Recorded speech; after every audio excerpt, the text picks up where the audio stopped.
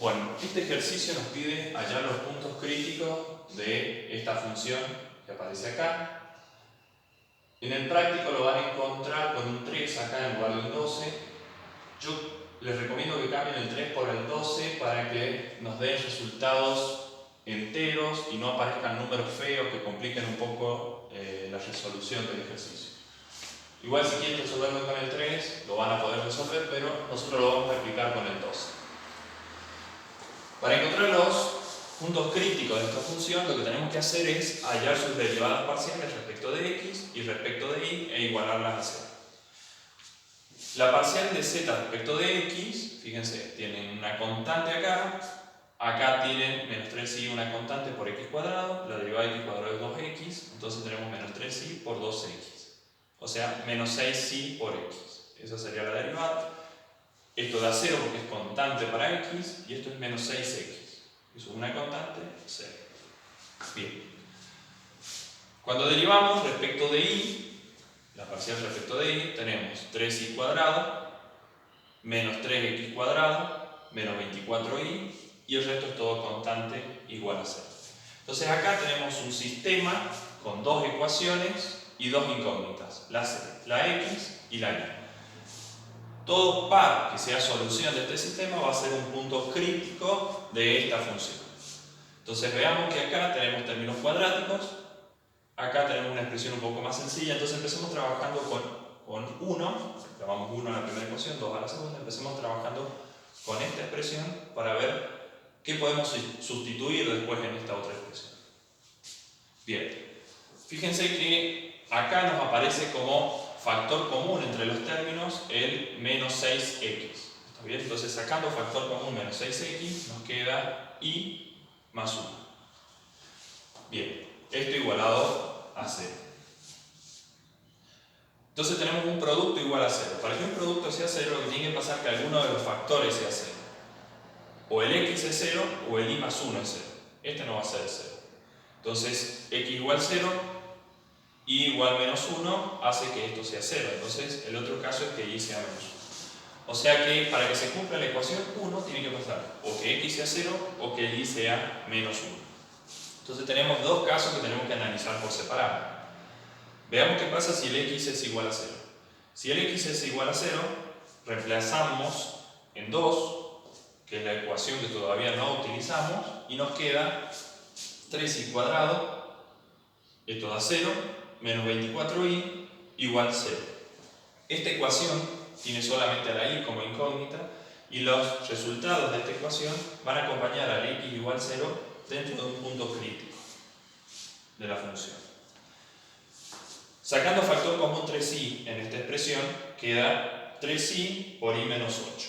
¿Está bien? Si hacen la distributiva acá, fíjense, 3y por y da 3y cuadrado, menos 8 por 3y da menos 24y. Entonces nuevamente tenemos un producto igual a 0. Para que un producto sea 0, alguno de los factores tiene que ser 0. Y igual a 0 o y igual a 8. ¿Está bien?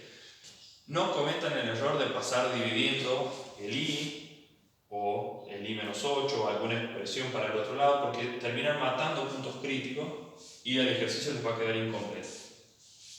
Entonces si x es igual a 0, tenemos dos posibilidades. O que el y sea 0 o el y igual a 8.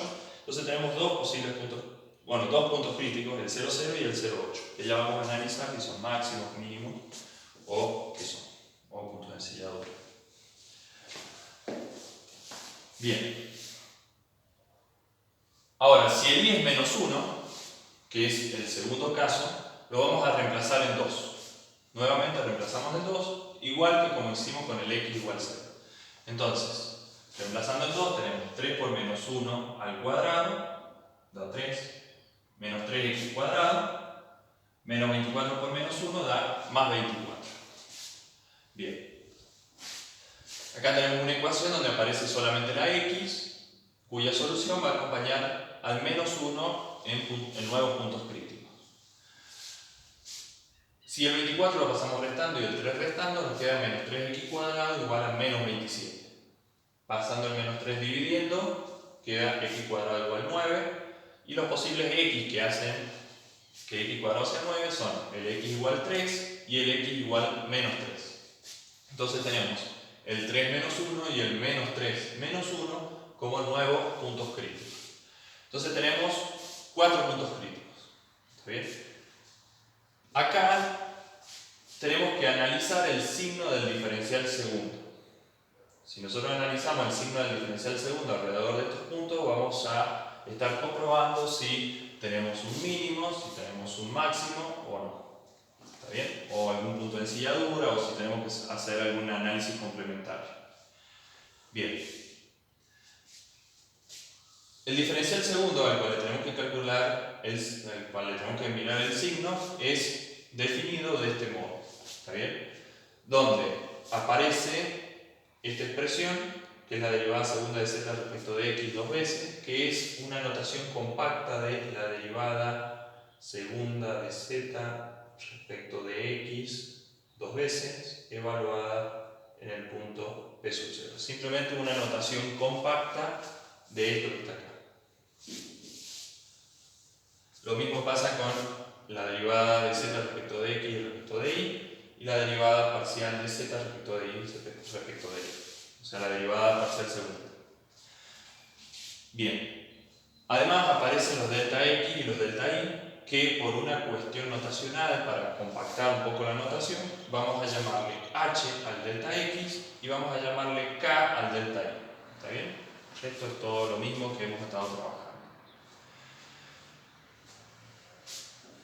Hay una regla que trabaja con el hessiano y analiza el signo del hessiano para ver si son máximos o si son mínimos. Nosotros en la materia preferimos no trabajar con esa regla del hessiano, que los alumnos se aprenden de memoria, simplemente para poder evidenciar el tema del signo de una manera más didáctica. Bien, entonces lo que necesitamos nosotros es calcular las derivadas parciales y evaluarlas en cada uno de los puntos que aparece acá. Entonces lo que vamos a hacer es calcular acá las derivadas parciales, las derivadas de segundo orden que nos están pidiendo, y dentro de esta tabla de doble entrada vamos a ir evaluando esas derivadas de segundo orden en cada uno de los puntos que aparecen. Entonces, para calcular la derivada segunda respecto de x, tenemos que derivar respecto de x la derivada parcial respecto de x. Entonces, si derivamos acá respecto de x, nos queda menos 6y menos 6, que es la expresión que aparece acá. En la derivada cruzada tenemos que tomar la parcial respecto de x y derivarla respecto de y.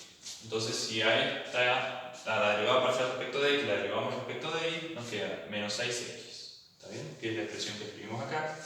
Fíjense que si alternan el orden, hacen primero la parcial respecto de y y a eso respecto de x, sería derivar esto respecto de x, esto es constante, esto queda menos 6x, o sea que también obtienen el menos 6x, no importa el orden que ustedes consideren. Y ahora vamos a hacer la derivada segunda respecto de y, entonces hay que derivar respecto de y esta expresión, queda 6y, esto es una constante, menos 24, que es la expresión que aparece escrita acá. Muy bien. Ahora cada uno de los puntos críticos que hemos encontrado los vamos a reemplazar en estas expresiones de las derivadas de segundo orden. Bien, al reemplazar el 0, 0, reemplazamos el 0, queda menos 6, el 0 queda 0, al reemplazar el 0 acá queda menos 24. Ahora, al reemplazar el 0, 8, fíjense que nos queda 8 por 6 menos 48, menos 6, menos 54. Al reemplazar el 0 acá nos queda 0. Al reemplazar el 8 acá, bueno, nos queda menos 20, nos queda más 24. Claro, porque 8 por 48 menos 24 da 24. Bien. Al reemplazar el 3 menos 1, fíjense, al reemplazar el menos 1 acá, queda menos 6, menos 1 es más 6, menos 6, 0. Al reemplazar el 3 acá nos queda menos 18, al reemplazar el menos 1 acá nos queda menos 6, menos 24, menos 30.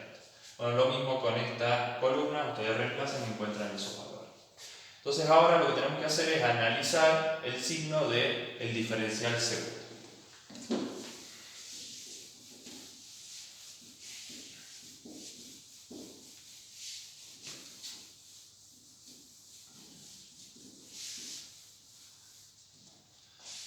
Comencemos con el punto P sub 1.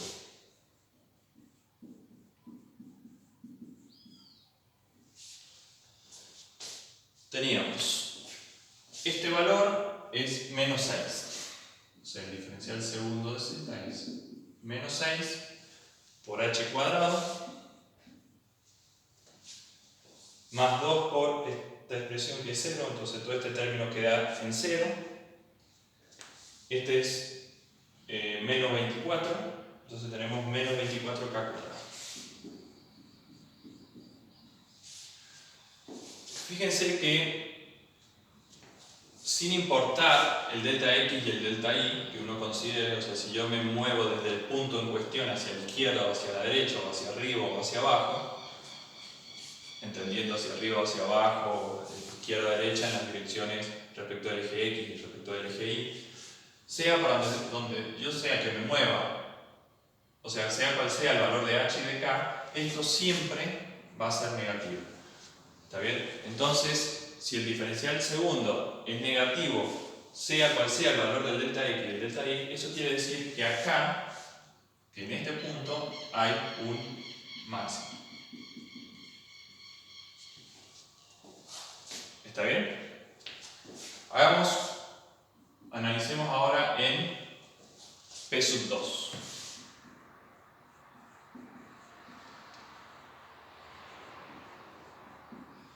En P sub 2 tenemos menos 54 h cuadrado, nuevamente nos aparece 0 en el medio y tenemos 24k cuadrado.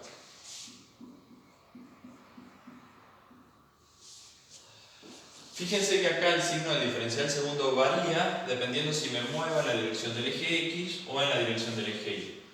Eso quiere decir que no hay un consenso de si la función crece o decrece en una dirección o en otra, o sea, va cambiando si crece o decrece de acuerdo hacia la dirección que uno se mueve, y esto implica que no hay un signo determinado. Esto es porque hay un punto de ensilladura. Si yo me muevo en la dirección del eje x, la función crece; si me muevo en la dirección del eje y, la función decrece. O sea que estamos en presencia de un punto de ensilladura.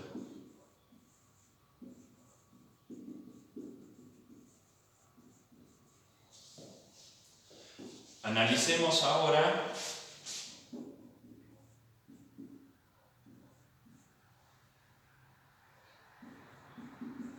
en P sub 3. Bien, en P sub 3 este término es 0. Acá tenemos 2 por la derivada cruzada, o sea que queda menos 36.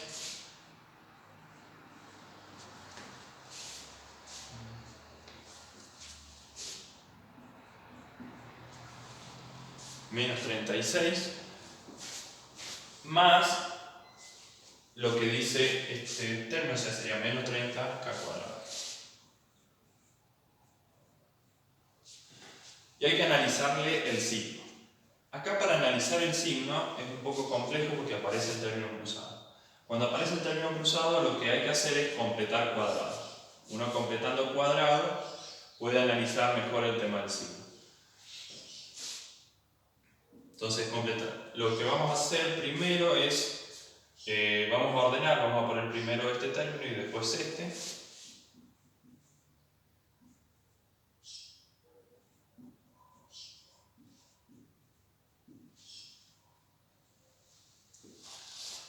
Ahora sacamos factor común menos 30.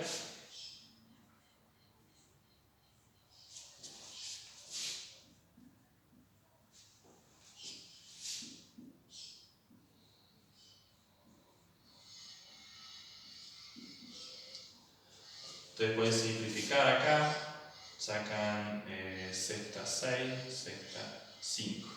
Entonces queda 6 quintos.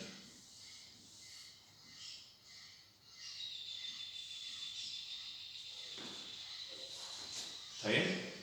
Entonces ahora vamos a completar cuadrados acá adentro. Fíjense que acá este es el primero al cuadrado, o sea que ustedes tienen que ver esta expresión como, recuerdan, este es a al cuadrado, este lo tienen que ver como 2 A por B. Y acá lo que tienen que hacer es sumar B cuadrado y restar B cuadrado para obtener la misma expresión que tenían antes. ¿Está bien? Entonces todo esto que está acá luego lo van a poder juntar como un A más B al cuadrado. Bien. De acá lo que tenemos es que el A es K. ¿Está bien? El A es K. O sea que nosotros tenemos que 2AB es 6 quintos de H por K. O sea, de H por A. Sabemos que el K es A en este caso. Entonces, simplificando, pasamos el 2 dividiendo para acá y en vez de 6 quintos nos queda 3 quintos. O sea que el H, el B, perdón, es 3 quintos de H. Entonces acá lo que hacemos es sumar 3 quintos de H al cuadrado y restamos 3 quintos de H al cuadrado. Todo siempre dentro del factor común que hemos encontrado. ¿Está bien? Entonces, retomando. Nosotros teníamos menos 30 por K cuadrado más 6 quintos de H por K. Para poder completar cuadrado tenemos que ver a estos dos primeros términos como un A cuadrado más 2AB y agregarle un B cuadrado conveniente para poder tener esta expresión que está acá, que ese B cuadrado que agregamos luego lo restamos. ¿Está bien? Entonces tenemos que saber quién es el B, porque el A ya sabemos que es K. Entonces, de esta expresión del centro vamos a saber cuánto vale B. Entonces hacemos 2AB igual a esta expresión y de ahí tratamos de calcular cuánto vale B.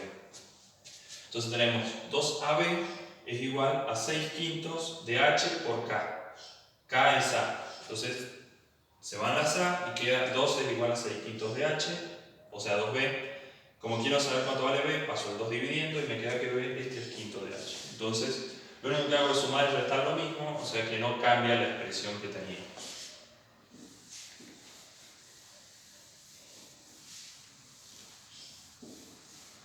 ¿Está bien? O sea, esta expresión es lo mismo que esa expresión que está ahí. Bien, entonces acá tenemos menos 30. Todo esto que está acá. Todo eso que está acá, entonces, K más 3 quintos de H, todo elevado al cuadrado. ¿Está bien? Entonces, lo que tenemos es, distribuimos el menos 30 y queda menos 30 por K más 3 quintos de H al cuadrado. Distribuimos el menos 30 allá y queda más 30. Este cuadrado va afuera. Perdón, me equivoqué. De 3 quintos de H, que es al cuadrado acá, y al cuadrado acá. ¿Está bien? Todo este número que está acá da, bueno, un número positivo, ¿no? Tienen 9, 27, 270 sobre 25, bueno, eso lo pueden simplificar, pero da un número positivo. Entonces fíjense que tenemos un término negativo acompañando a esta expresión elevada al cuadrado, o sea que todo esto va a ser negativo, y un término positivo elevado al h cuadrado, o sea que todo esto es positivo. O sea que dependiendo si nos movemos en la dirección del eje X o en esta dirección, que es una combinación entre las direcciones del eje X y el eje Y, vamos a aumentar o vamos a tener un signo positivo del diferencial segundo o un signo negativo. Todo esto quiere decir que acá lo que tenemos es un punto de densidad. ¿Bien? El análisis Para este otro caso que tenemos acá es análogo, tienen que completar cuadrados y bueno, eso se los dejo